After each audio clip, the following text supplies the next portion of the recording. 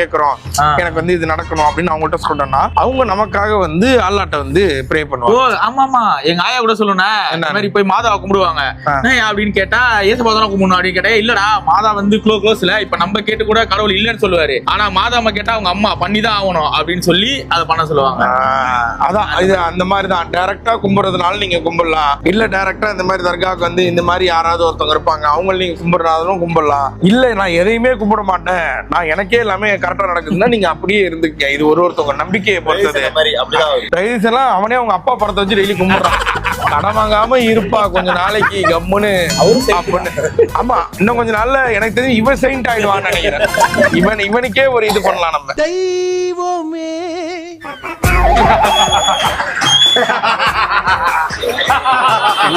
ஒண்ணும் பண்ண முடியாது. இல்ல ஏமாறலாம் இல்ல, நீங்க அப்படி நினைக்கிறீங்க. ஏமாந்துட்டோம்டா உர்ரா, புரிஞ்சுக்கடா. ஒரு கட்டத்துக்கு மேல தமக்கே புரியணும்டா. ஆமா ஏமாந்துட்டோம். இல்ல இதெல்லாம் பாருங்க, தொட்டு பாத்தீங்களா இல்லையா? தொட்டு பார்த்தேன், நக்கி பார்த்தேன், எல்லாம் பண்ணி பார்த்தேன் நானு. அவர் தெளிவா சொல்லிட்டாரு. அதாவது இதே பொருள நேத்து ஆம்பர் போர்ட்டுக்கு வெளியில வந்து ஒரு கடை வச்சிருந்தாங்க. அந்த கடை ஆமா கவர்மெண்ட் அப்ரூவ்டு கடைன்னு ஒரு கடை இருந்தது. அந்த கடைக்கு போனோம். அங்க பார்த்தோம்னா இந்த மாதிரி நிறைய இருந்தது. இப்ப அவங்க அம்மாவுக்கு ஒரு சாரி வாங்கினா நானும் ஒரு சாரி வாங்கினேன் வீட்டுக்கு. அந்த மெட்டீரியல் 3000 ரூபாய். இங்க அந்த மெட்டீரியல் 300 ரூபாய்க்கு விற்கிறாங்க.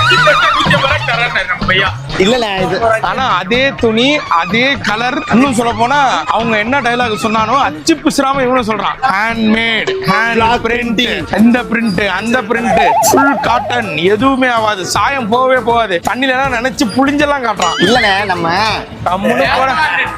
அதாவது நீங்க சென்னையில இருந்து, சென்னை மட்டும் இல்ல, சென்னை தமிழ்நாடு, ஆந்திரா, கேரளா, கர்நாடகா கூட வச்சுங்க, இங்க இருந்து நீங்க வரீங்கன்னா கன்ஃபார்ம் நம்மளை ஏமாத்திடுவாங்க. அதனால நீங்க வரும்போதே மைண்ட் செட்டாவே நம்ம ஏமாற போறோம் அப்படின்ற மைண்ட் செட்டோட அவனுக்கு நம்மள மட்டும் இப்படி பண்ணல, அவங்களாலேயே ஒருத்தர் நின்றுட்டே இருந்தான். இவன் தான் நான் தான் வண்டி பாத்து போடா. இப்படி போறாங்க ரெண்டு பேரு, இப்படி போறாங்க ரெண்டு பேரு. இந்த அஜ்மீர் தர்கா எப்படிப்பட்டதுன்னா, அதாவது வந்து வாழ்க்கையின் திறவுகோல்னு சொல்றாங்க. அப்படின்னா உனக்கு ஏதாவது ரொம்ப வருஷமா ஒண்ணு நடக்கவே இல்ல, ரொம்ப எல்லாமே இதுவாவே போயிட்டு இருக்கு வாழ்க்கையில, அப்புறம் இது சொல்லுவாங்க திருப்பதி போயிட்டு வந்தா திருப்பம் நடக்கும்னு சொல்லுவாங்க. அதே மாதிரி அதான் அந்த பாட்டுல ஒரு ஆமா திருப்பதி வந்தா திருப்பம். உண்மையிலே தான் சும்மா ரைமிங்காக உண்மையிலே முன்னாடி போய் அது என்ன ஆச்சுன்னு பாரு.